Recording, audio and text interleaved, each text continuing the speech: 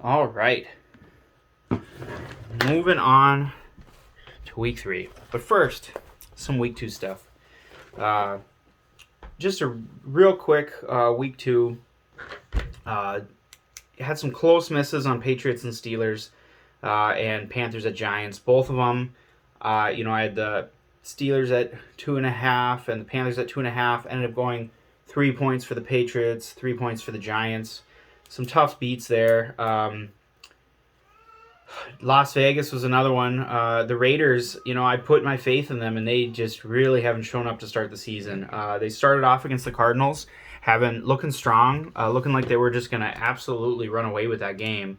And then I don't know what happened. They just really fell apart in the second half, allowed the Cardinals to claw back in it. Kyler Murray with the 2-point conversion ended up coming back and winning that game. So, man, I don't know what to do with them at this point. And then Bears, Pack, and the Vikings at Philadelphia. I knew better, but kind of was bet with my heart a little bit. Took the Bears to try to pull off that 10-point cover. That didn't work out. And the Vikings, people are going to blame Kirk Cousins in prime time, not being clutch, not showing up in good spots, but the Vikings have been doing that long before Kirk Cousins was ever in the purple. Just a classic kind of Vikings game. They ride some momentum into a big game and really falling flat. I think the Vikings, will figure it out. Obviously, they've shown good signs in week 1 against the Packers were in the first half when they looked electric. But the defense still has some question marks. Jalen Hurts looked like a monster in that game because all his receivers were open. I saw some stat that only 3% of his completions went into tight coverage. Like, corners were playing way off the ball. He had all the time in the world to throw. Obviously, he could do whatever he wanted on the ground. Hopefully the Vikings defense figures it out a little bit. But I expected Philly to be that good team. So, they're shaking the rust off in kind of week 1 against the Lions. Can't remember what happened in week 2 with them. But, I think Philly's going to be, obviously run away with that division now that Dak Prescott's hurt. So, that's a good team. A bad loss to a team that's going to be in the playoffs isn't the worst thing in the world, But on kind of brighter news,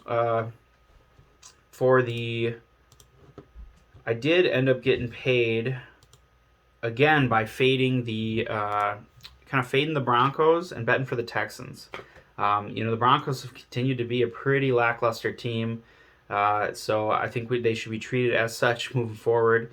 And the Texans, are not a good team, but they're not as bad as people think. They're going to be, I think, closer to 500 than they're going to be to 0-17. So whenever the spread is kind of close, or there's a little too many points in favor of the Texans, I'm going to continue to pursue that because that's been working out. Any other ones? Oh, well, I did get the under 40.5 for Patriots Steelers, so we'll take that. Moving on to week 3. Well, just a record update. I'm now 8 correct, 11 misses, and I'm about 4 units under, going into week 3. But I feel good about a lot of these picks in week 3. A lot better than I felt about week 2. I'm also refining my process a little bit. I was definitely picking too many games, kind of forcing myself to pick some of the primetime games that didn't really feel great about. And I think going forward, I just kind of got to stick to ones I feel good about if I'm going to be putting these picks out there, and not forcing myself to pick, a Sunday night football game I don't want to pick. Also, might kind of mention some of my avoids as we go, but running through it, we got Texans at Bears. So I kind of going noon games first. And I didn't mention it, but I skipped Thursday night football this week. Was kind of busy with things. Browns, Steelers. I couldn't really pick a side. Didn't really feel great about it. Didn't think it was going to be a particularly good football game. There ended up being a pretty cool catch, but other than that, kind of glad I kept my money out of that one. And worth noting, so the Pickens catch, obviously the best catch of the season. people are arguing it's better than the Odell Beckham catch. I can't quite decide on that one. Because, I mean, Odell was running full bore downfield, the full extension. I might have to rewatch it because Odell might have been fixing himself being out of position a little bit, whereas Pickens was in the right position and had to correct for a Mitchell Trubisky ball, which is why I even bring this up. Because, man, every week, Mitchell Trubisky's putting a Steelers wide receiver on one of those catches. So this week it was Pickens with that crazy bend over backwards. Last week, Chase Claypool, I might be goofing this up a little bit, but last week Chase Claypool caught a really short pass, like right on the goal line. It wasn't for a touchdown, but it was thrown. He was running full out one direction, and it was thrown like 3 feet, 4 feet behind him, and he was able to like change directions and fully extend and go back and one hand catch that ball. And it didn't amount to much, but it was really crazy that he was able to really contort his body and make that happen. And then the week before that, Deontay Johnson had that crazy sideline catch. So those are 3 really good wide receivers there in Pittsburgh. And it's just too bad that their offensive line and quarterback can't really make that offense go. But moving on into week 3. Texans at Bears. It's at Chicago, but man, Texans right now Chicago's favored -2.5, and the Chicago Bears are a bad football team. They really got nothing going on offense. Their one weapon that Justin Fields is supposed to have, Darnell Mooney, has been pretty quiet through the first couple weeks here. I don't think the Texans are going to run away with this one, but I think you got to take the better team and the points. I think they should probably be favored, -2.5, and instead they're getting the points. So did not check the weather. You might want to. Soldier Field can be a tough place to play, but it is September. It's not going to be snowing out there. I'm going to assume that there isn't going to be another monsoon, and I'll give this one to the Texans here. Another game. So this is you have to get the hammer out for this one. I'm kind of going noon after. The noon games, afternoon games, night games Monday. It's kind of the order I'm going to go in.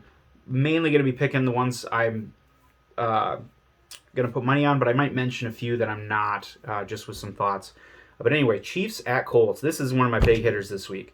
So the Colts have been awful through 2 weeks. Last week they got shut out by the Jaguars, who are not a good football team.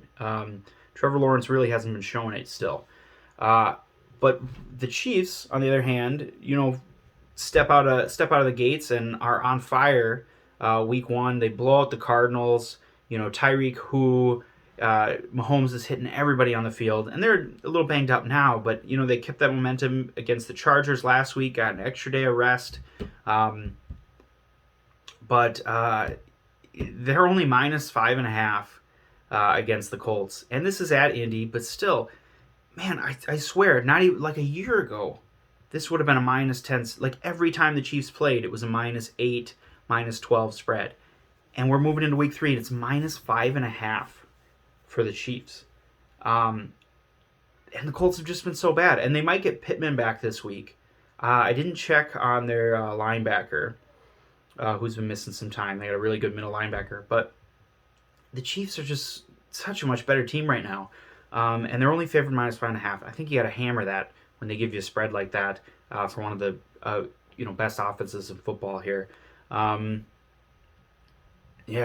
much else to say about it really. You just really that line doesn't. I mean, it's one of the bigger spreads of the week, to be fair, but it just doesn't seem like enough points. So I'll take the Chiefs on the road. Another team on the road that you just have to take when you see a spread like this. Buffalo is -4.5 at Miami. Okay, Miami had a good week last week with Tua making a comeback. Seems like the offensive coach, I know his name, but I can picture him. It seems like the coach they got in Miami kind of knows what he's doing. Is it Mike McDaniels? No, that doesn't sound right. Anyway, Miami is a little bit of a scary team. and this is at Miami. This is a division game on the road.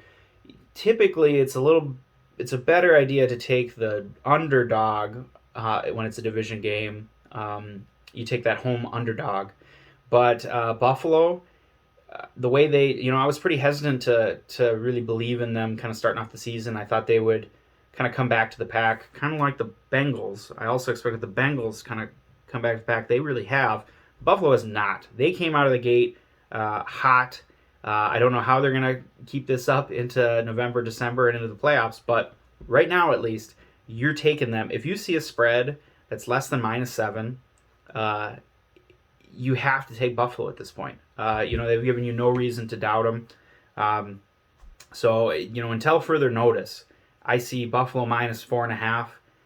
I don't even know if I care who they're playing. There's maybe two teams, if the Chargers are at full strength or, the Chiefs, maybe Tampa, but they're all banged up. Definitely right now I would take them.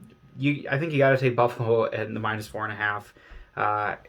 And we're just not going to worry about it being a division game, on the road. Miami might play them a little close, but Buffalo's been so hot. I don't know how you can pick against them at this point. This next one, I'm a little torn about. It's Ravens at Patriots. The Patriots have not been able to get a lot going on offense, but they've been still a tough opponent, been able to keep games close. Right now, the Ravens are favored -2.5. Now, the Ravens, they played the Jets week 1 and stomped them, but not crazily. The Jets defense was kind of able to hang in there a little bit. And then in week 2, they got ran down. Lamar played really well. He had that perfect passer rating kind of throughout going into the fourth quarter, at least through the first half. That offense was clicking, and then the defense kind of showed their colors. And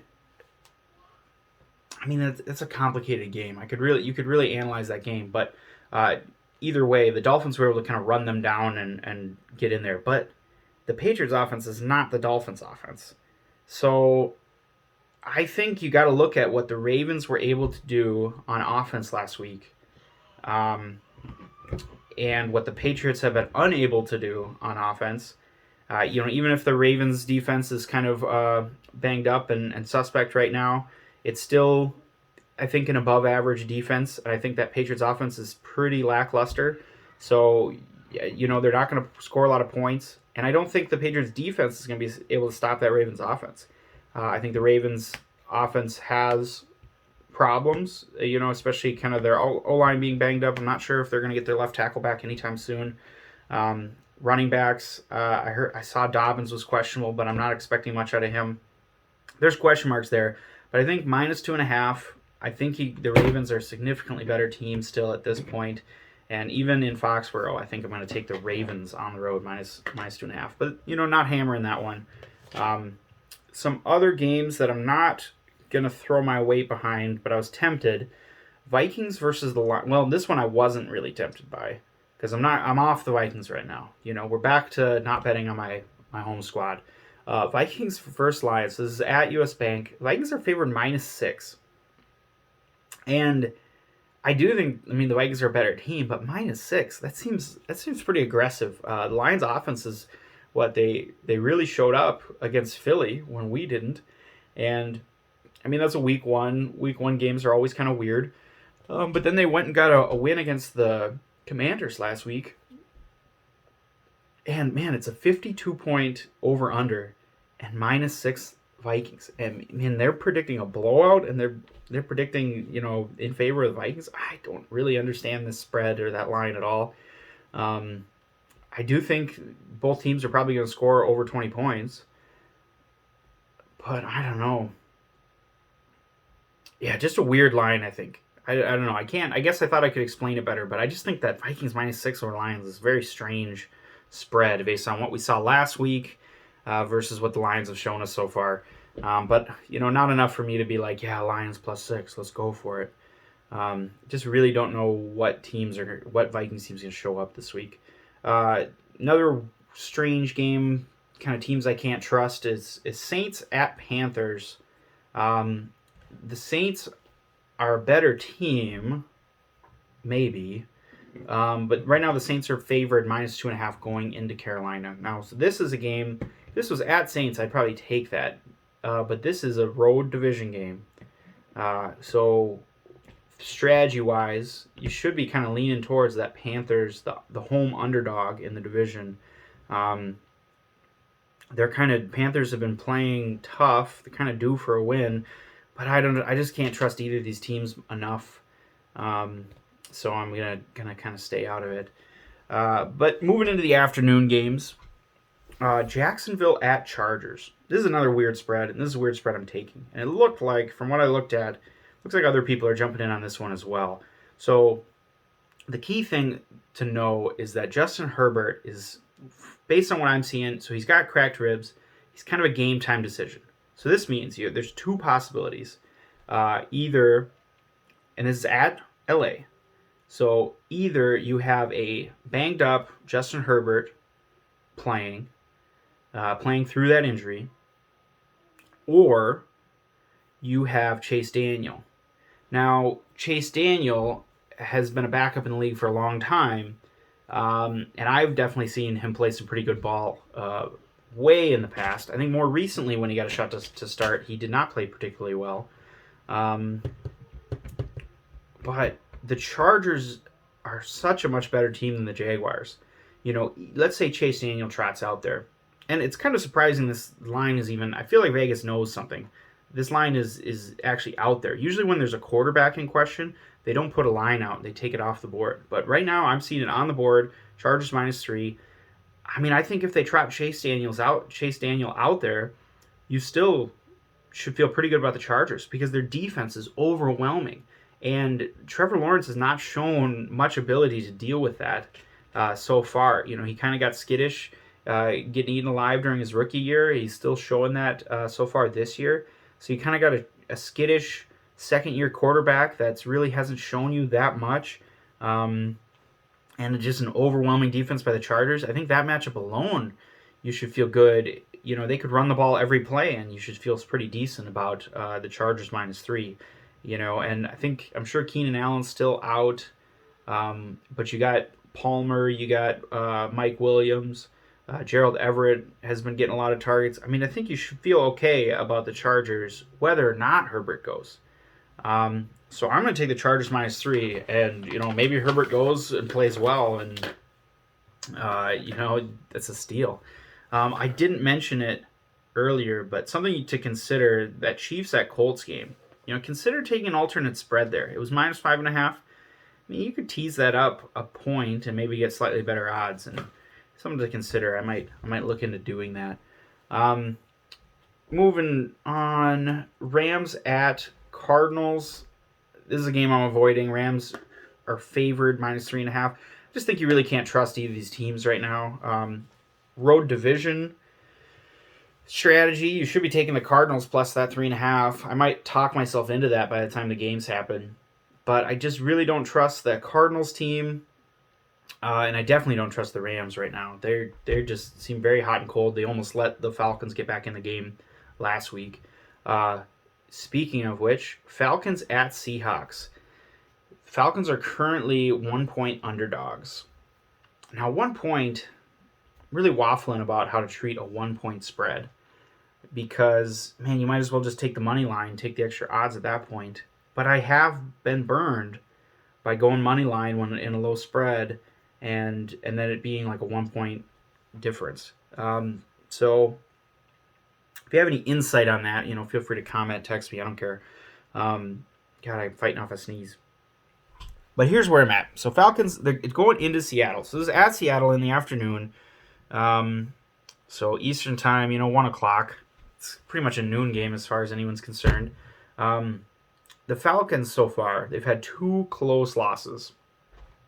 Week 1, it was 27-26, close loss to the Saints, division game, played them tough. And then last week, they almost came back against the Rams, which is theoretically a much better team than them. I still think the Falcons are a pretty bad team, but Marcus Mariota is running the ball. Cordell Patterson I think is still a dangerous while he's healthy on the ground. The Drake London has been, at least stats wise, he's been playing pretty well. Going into week 3 here. Seahawks, on the other hand, yeah, they had that Cinderella story, beat Russell Wilson in his first game in the Broncos in week 1. But the Broncos really are showing themselves to be not that good of a team. So they got a 1-point victory over the Broncos, 17-16. And then they got, destroyed last week, 27-7 against the 49ers. I think Trey Lance getting hurt and all that distraction kind of made people forget that the Seahawks had a pretty poor performance and are pretty bad. So I think the Falcons have shown more through 2 weeks. I think they're the better team of these two bad teams, and they're the 1-point underdogs. I think I'm gonna take the Falcons +1. Probably not a large wager here, maybe like 1 unit, but I think I feel good enough about the Falcons being a better team here, and I undervalue home and away, but whatever. We'll take the Falcons +1 on the road. Another game I'm avoiding here, Green Bay, Tampa. Right now, Tampa's favored by a point. Gun to my head, I'd probably pick Green Bay just because Tampa Bay's so banged up. They really haven't shown much so far this season. They got a strong defense, which is surely going to give Green Bay some trouble. But they're so banged up on offense. They lost the interior of their line. Right now, none of their wide receivers are going to be playing. The Evans is suspended. Godwin out. A couple more injuries. So I definitely, you got balls to drag on the floor if you're betting Tampa and betting confidently going into this one. If I had to pick, I'd take the Packers here. They're also pretty banged up at wide receiver, but are they? I thought I saw that they were. I don't know. I might talk myself into betting on the Packers by the time this game kicks off. But right now I'm avoiding it. There's too many injuries on that Tampa side. They're a better team, but there's kind of too many injuries there.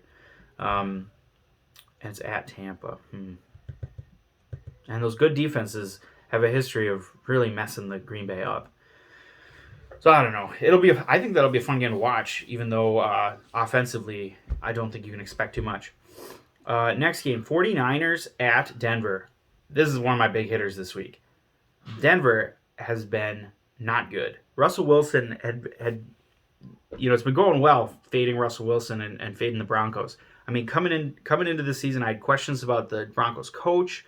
I had questions about Russell Wilson and how inconsistent his play has been over the last 2 seasons. And right now it's been shaky. And Jerry Jeudy's questionable. It seemed to me like he probably wasn't going to play, even if he does play, not 100%. Denver can run the ball, but you're playing the 49ers. And the 49ers defense is very strong. You got Jimmy Garoppolo back at quarterback, and, Trey Lance was a rookie and was going to have to struggle through some things. Jimmy G's been here before. This isn't a backup quarterback. This is a guy who's led his team to the playoffs multiple times. So you got a starting caliber quarterback for the 49ers. And for some reason, San Francisco's only favored by -1 point here. Going into Mile High, but man, I think the 49ers they're one of the, they're top 5 team in the league. Their roster's solid, top to bottom. Denver, on the other side, question marks all around. Their defense, Patrick Surtain is hurt. He may or may not play. Defense, is good, but man, their offense has been so questionable. I don't know. I'm taking San Fran -1, running with it. Last game, so that was Sunday Night Football. Last game, Monday Night Football, Dallas at Giants. Okay, I've been taking on the chin betting against these Giants, and the Giants are favored again. Giants are favored -1. So this is another one of those 1-point spreads. Don't really know how to treat it. I might end up going, by the time the game kicks off, I might end up going Dallas money line. What do you do? The Giants are pretenders. Everyone knows that they're not a good team, but they're 2-0. They've beat me twice against the spread. I can keep going back down to that well, but am I really going to go to war with Dallas on a backup quarterback, Mike McCarthy? Man, if they had a different coach, I'd probably be all about it. But I think I am going to go Cowboys +1 here. And I might take that +1 because this probably isn't going to be a high-scoring affair. wonder what the over-under is. Do I have it here? I don't have it up. But I don't expect this to be a high-scoring affair. I'm going to take the Cowboys +1, trust Cooper Rush. Cooper Rush, he's shaping up to be a pretty decent backup. I think he won a game last year against the Vikings, and then he won a game this year, so he's 2-0 as a backup. I expect the other shoe to drop at some point, but is it going to drop against the Giants? I don't know about that. I'm going to continue to fade the Giants. Probably a 1-unit bet just because they keep beating the spread on me, but they're just not a good team. And I think Dallas might be able to make things interesting on Monday Night Football. This is a road division game again. But whatever. Small bet. Not going to go crazy about it. All right. I think that's all I got. We'll keep it rolling. Good luck.